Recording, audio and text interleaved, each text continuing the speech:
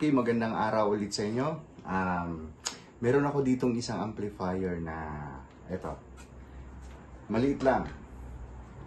Class D. Yan. Ito, yun, yung brand niya, New Box. Ano to? New Box. Ayan. Actually ito, binili ko to kasi meron akong time na may nagsiserve ako sa tuwing Holy Week, yung prosesyon, pag may prosesyon. So nilalagay ko yung speaker system ko, 4 na speaker sa ibabaw ng sasakyan, and then nagmo-mobile kami. Ayan. Ito kasi medyo sabi ko mababa lang dapat yung consumption kasi ang gamit ko is solar battery and then inverter, power inverter lang. Ayan. So kailangan maliliit lang. Dalawa ang gamit ko, yung DB Audio na may built-in mixer. Ayan. Tapos ito, yung isa para sa dalawang speaker, and then yung DB Audio para din sa dun sa another one pair na speaker pa. Okay. Sabi class D. So titingnan natin. Well, ito, so obviously sa front, ayan, nandiyan yung volume and power. May clipping indicator din, and then may protect. Ayan. Tapos sa likod, power, and then speaker out, tapos input, tapos may link siya, may link out siya, and then mono, stereo na switch, tsaka bridge mode. Ayan. Okay, so tingnan natin yung loob. Ayan, pa-focus lang ako. Tara. Okay, ayan. So ito guys, makikita nyo dito, meron siyang 4 na, siguro class D nga, kasi meron siyang 4 na IGBT na 40 and 20. So ibig sabihin 40 amperes and then 200 volts. Ayan yung 4. Ito hindi ko alam. Siguro isa dito temperature sensor. Ito temp sensor siguro to. Itong isa, well, di ko alam. Okay, ano ba nakasulat dyan? Hindi ko makita. Okay, sige. Tapos, yan yung isang channel. And then, kasi identical sila. So, obviously, ito yung parang baka ito yung preamp. I'm not sure. Kasi identical sa dalawa. And then, ganito din, dalawa din. Alright, tapos, ito yung power section niya. Power supply section. Meron siyang capacitor na 560 microfarad, 250 volts. Ayan. Yan yung power section niya. Tapos may dalawa siyang MOSFET dito. And then meron isa, ito yung kanyang rectifier diode. Ayan. So far, yan lang. Okay, sige. Titingnan natin, i-check natin yung talagang actual power. Ayan, katulad ng ating laging ginagawa. Ayan, takpan ko muna saglit. So sabi doon sa description, 2 at 8 ohms daw is 2 times 275 watts, and then at 4 ohms nasa 500 plus 550 yata. Okay. Sige, try natin na. Connect ko muna. Aray ko. Oh my God. Teka lang. I-ano muna natin. Baka para safety. Balik muna natin yung ibang tornilyo. Yung nangingiliti guys. May ano siya, may counting ground.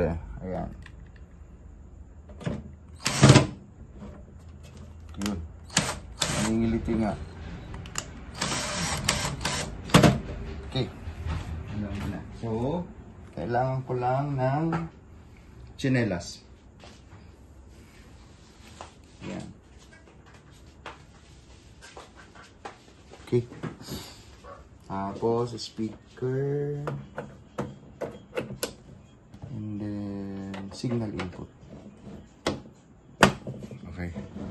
Power on. As usual guys, gagamit ako ng cellphone as tone control. Nakaset siya sa, bakit ako 440 to? Lagay ko siya sa 400 Hz.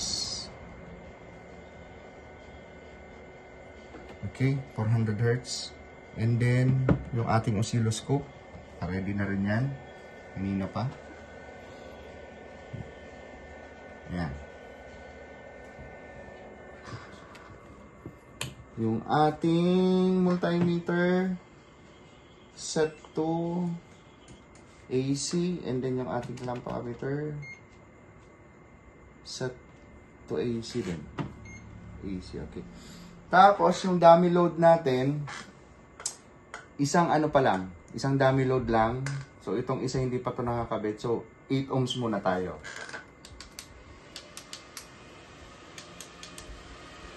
Okay? Game. Okay, titingnan natin dito habang bino-volume ko yung kanyang signal. Okay? Ayan. Clean pa, clean pa. Okay, may kaunti ng distortion dyan, pero tingnan natin.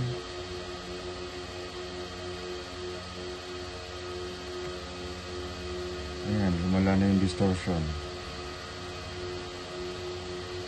Wait, balik natin, baba. Okay, so accepted na ba yan? Iba natin ng kaunti. Okay, sige. Okay, yan na. And then hold. Saan ba yung hold? Okay. So, mayroon siyang 34.85 volts and then 4.19. Ayan. So, dyan, kung i-compute natin, 34.85 times 4.19. 146 watts. Ayan, okay. So, ngayon, ang gagawin ko, ikakabit ko tong isa pang dummy load natin para makuha natin yung ang tawag dito 4 ohms load. Ayan, parallel connection. Ayan. So, meron na siyang nakakonect kaya yan. Okay. 34.85 times 4. Ay, wait lang, naka-hold pala yan. Bitawan muna natin, naka-hold, sorry. Ayan. 34.13 times, naging 8.3 na siya. Ayan. Uy! 283 watts sa 4 ohms load. Ayan. Okay. Pero, kung titingnan natin dito sa oscilloscope, mukhang tumaas yung kanyang clipping. Ang distortion niya lumaki.